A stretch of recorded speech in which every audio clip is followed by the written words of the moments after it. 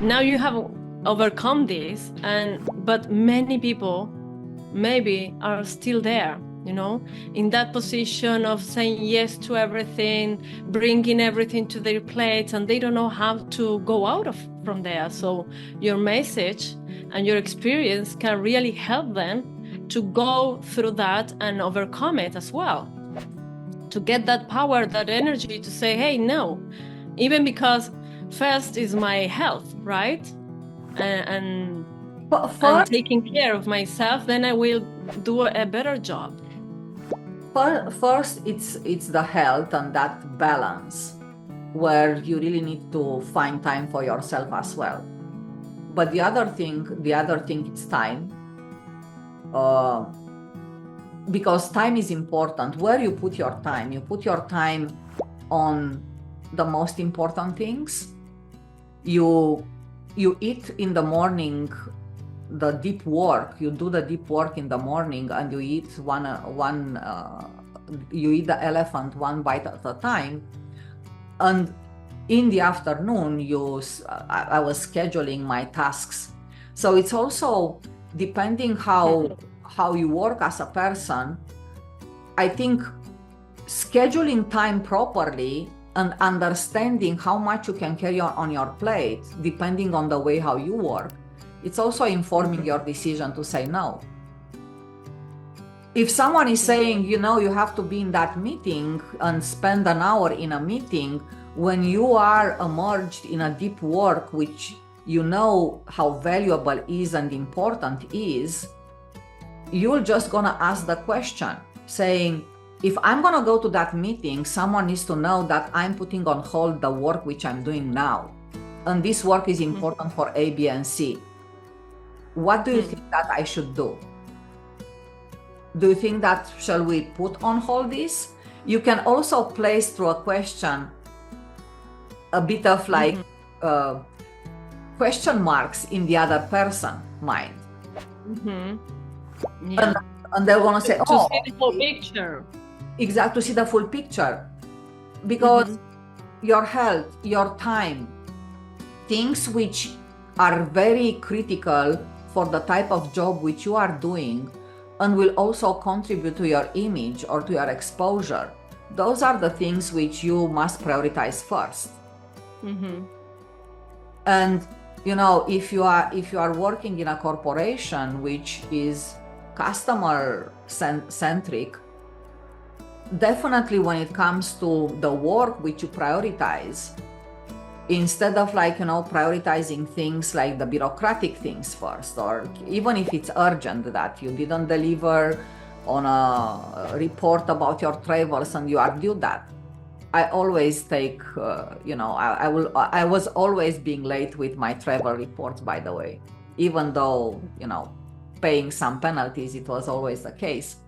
But I prioritized first the important work for my customer, not for my internal customers.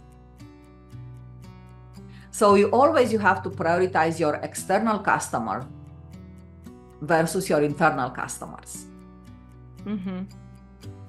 Because ultimately, paying off comes from your external customer, not from your internal one.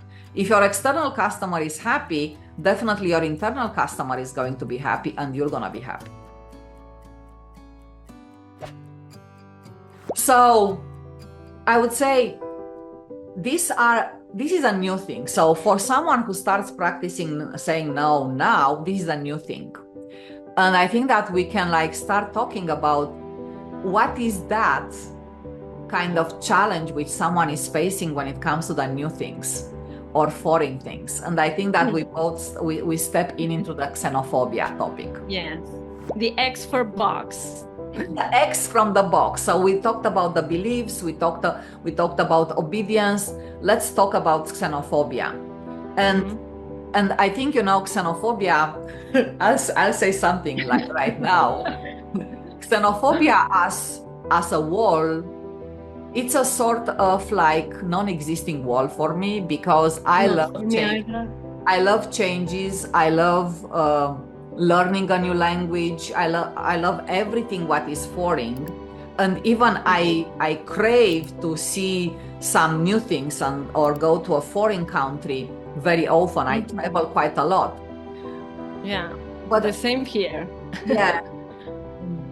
But to define xenophobia is this kind of rejection of anything new or foreign, the anxiety which you feel like, for example, when you need to move houses, move to a different country, city, being somewhere where you don't understand the language and you have this kind of anxiety, not knowing what's going on around you. So now talking about this and bringing the subject home, I think that even when we started our Versus podcast, which was totally new for us. Yes, completely.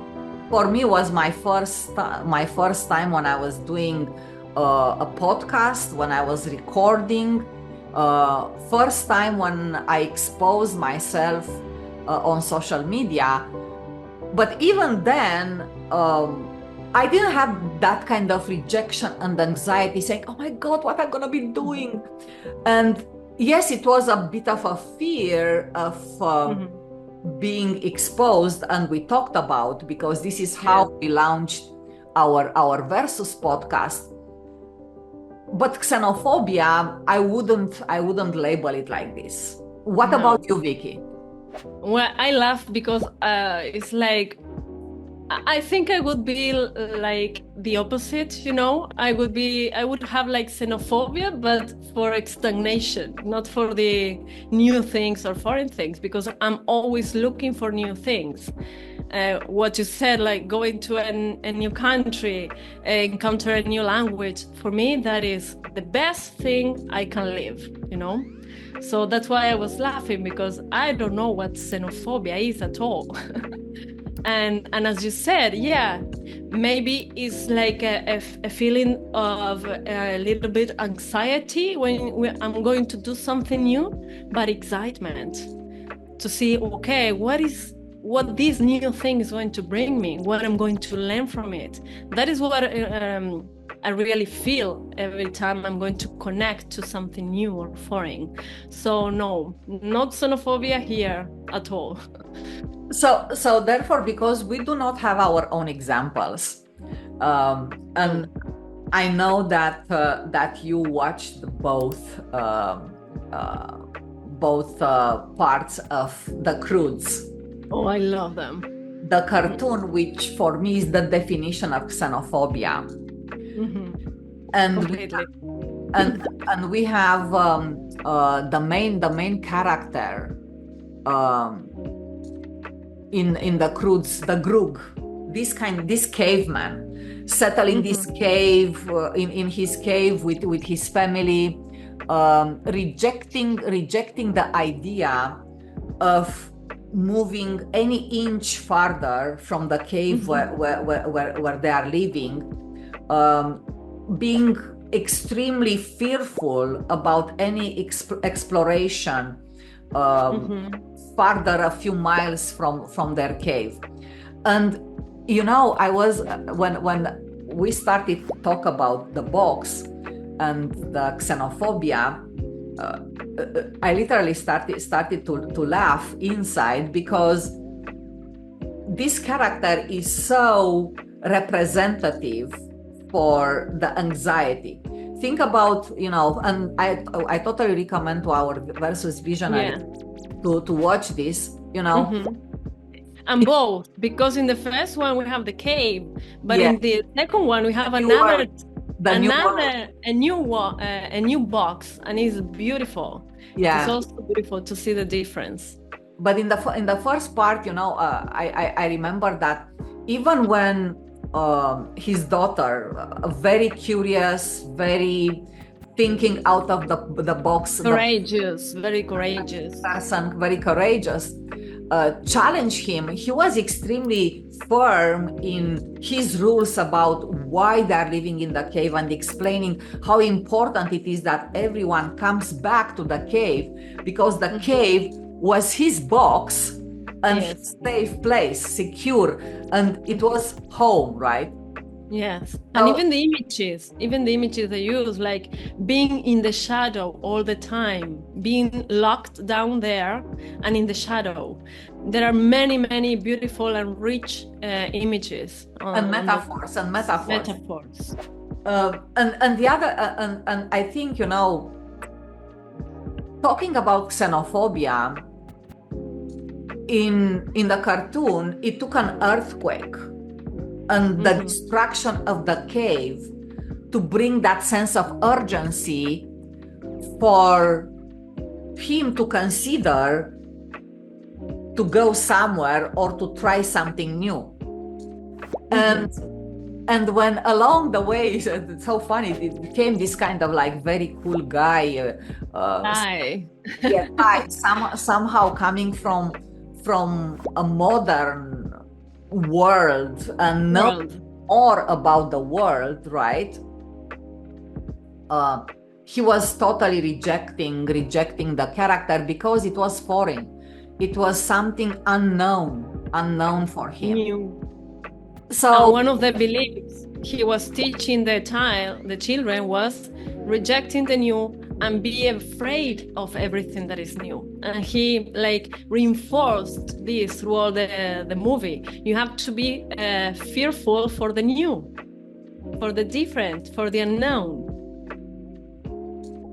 True. And I also believe that a very, very high intensity emotion or an event like the catastrophic earthquake event, yes, could really drive people out and push people out of the anxiety of xenophobia. It has to be a very powerful emotion. And, you know, I'm thinking, you know, I've seen in my life people overcoming the fear of unknown due to the lack of financial meanings, not having anything to put on the table, and like really seeing themselves, seeing that moving to another country is going to be the solution, irrespective of their anxiety of anything new and foreign, right? Some of them, for sure, you know, they won that battle, but some of them, they really won the battle with xenophobia, adjusting to that place, going through the pain that they were living, you know, the people dear to them back home. The pain of the situation was more powerful than the attachment to the people or places, and that was the way how they really break through the xenophobia anxiety. And they were forced. That was the earthquake, right? Yeah. And you know, this manifestation as rejection of anything new might be also related to some of the beliefs. Again, of course, they are all interconnected. They're connected. They are all connected. And if you are looking to things about how to step out from this anxiety, I think everything comes with the education and awareness. Yeah. If you don't travel, it helps if you watch a documentary, you learn about different cultures, histories, listen to some other people's perspectives to reduce ignorance and foster understanding. And different people from different places. Yeah, exchange. Exactly. When you are actively seeking interactions with people from diverse backgrounds. foreigners coming into your country and you just chit chat occasionally over a coffee, asking a simple question, Exactly. which country are you from? It opens up an entire conversation filled with information and things which might alleviate your anxiety about travel or anxiety about something new or foreign. The other thing is that, personal reflection. Reflect on your own biases and fears, understand the root cause of your xenophobia, because that can be understanding the root cause. It could be the first step to overcoming. Exactly. And put yourself on someone else's shoes in a way that if you see around you so many people coming from so many backgrounds, so many countries, people who might even consider that they inspire you, think for a moment, being in their shoes, what brought them there? How they overcome that?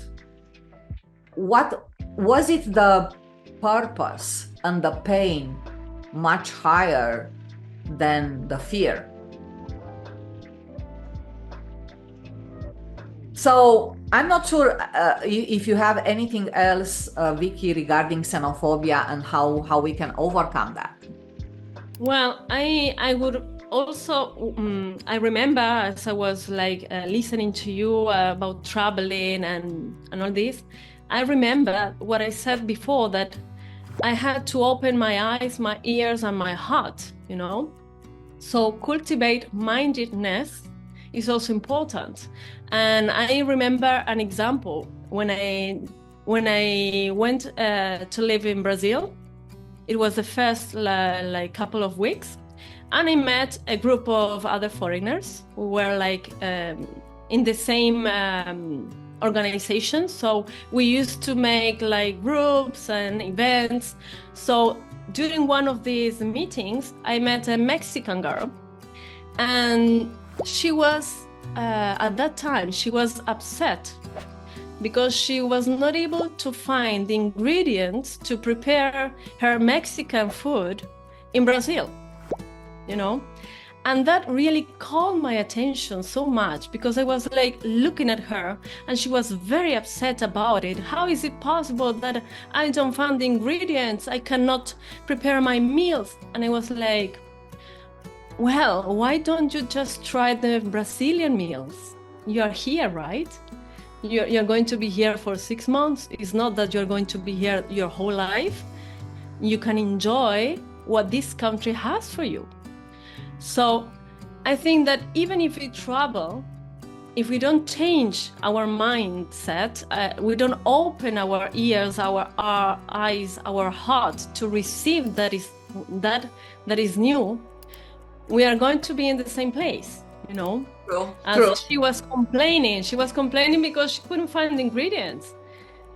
And it was exactly the opposite as me, I was looking for Brazilian food everywhere. Okay, what is the most typical things to eat? So I think that is also important.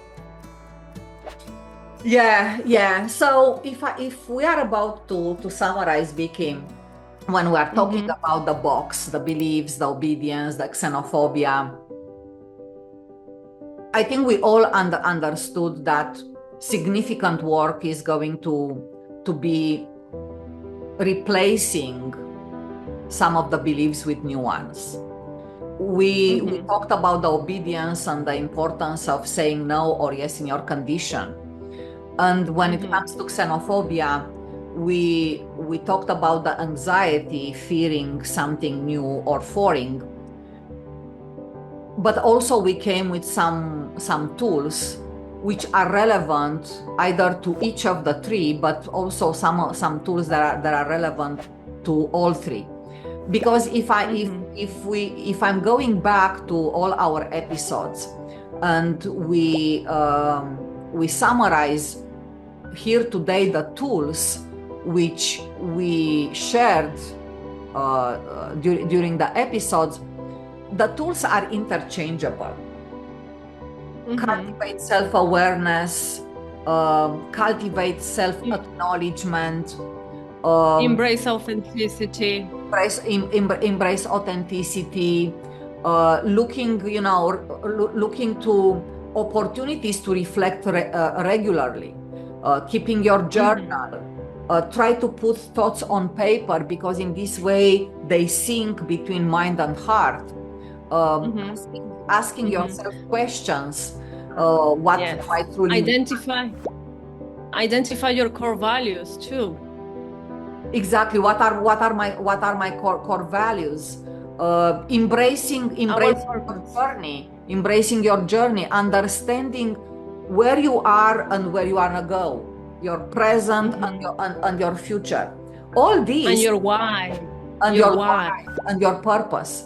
Setting boundaries, another healthy thing. Everything, all these actions, I'll be very straightforward in what I'm going to be saying. Everything sounds very good. It's very good on paper, in any discussion, but the hard work sits with individual. Yes. Sits with people who discover that there is a gap, there is something which they want to change because they aspire for more. They want more. And when it comes to that, when it comes to the moment of taking the action for yourself, I'm not talking about, having an entire plan. Just taking this action and saying, yes, actually, I reflected and I really want to address this one point, this one belief, this one habit, this one weakness, which I see that I feel it. I'm reinforcing the message that you can spend maybe a lot of time doing that by yourself, reading books and so on. But the fast track is getting a coach, getting a mentor. Yes, to do it faster, not like us, not like me that I spent almost a decade. But now that, we have someone like you and someone like me, very different practices, I think your experience and your learnings and the things which you are teaching really can help some people to fast track their step.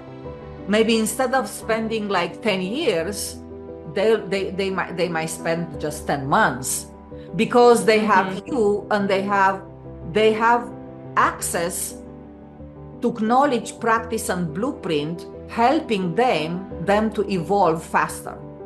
So Vicky, my question is, before breaking the news to our Versus visionaries, tell us more about your practice. What I teach, you mean? Exactly. In my sessions? Exactly. Okay, what I do is I provide a personalized approach that includes shadow work, of course, personal accountability, and a blend of tools like the ones I discovered and I'm using today, not only for myself, but for people. That is bio-neuromotion, flower therapy, and astrology. I make a blend of all this, and my coaching program equips my advisees with insights and support needed to recognize inner blocks, detect these limiting beliefs as we have seen, and the invisible loyalties too that are essential. I help them understand the story behind the story they tell themselves.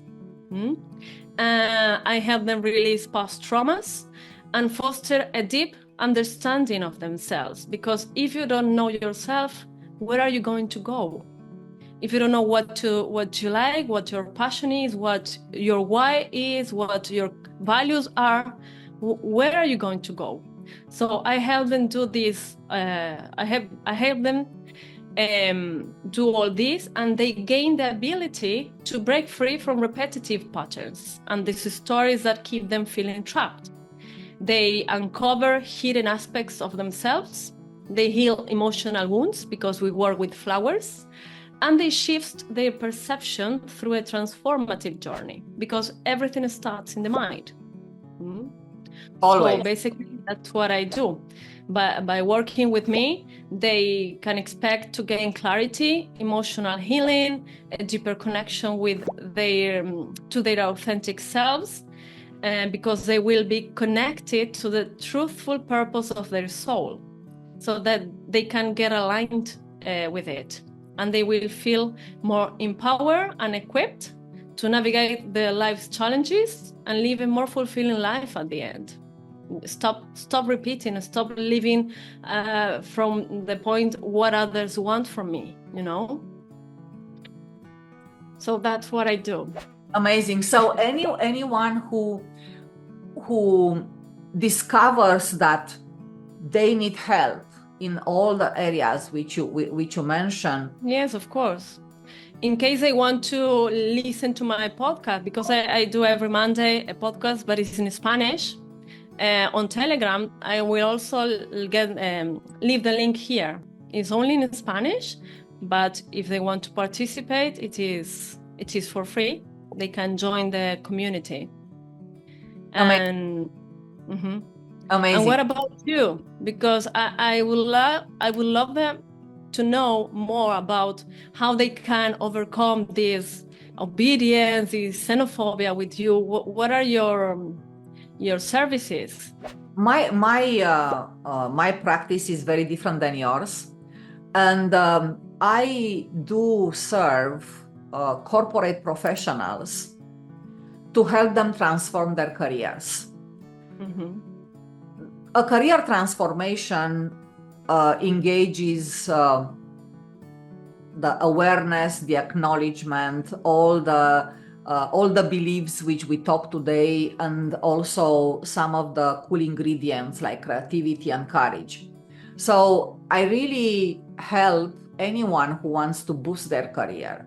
They really want to achieve their career aspirations, to go through a transformation journey, understanding where they are, who they are, why they are where they are right now, so the present, building on the future, understanding their aspirations, what drives them, the same purpose. Purpose is so vital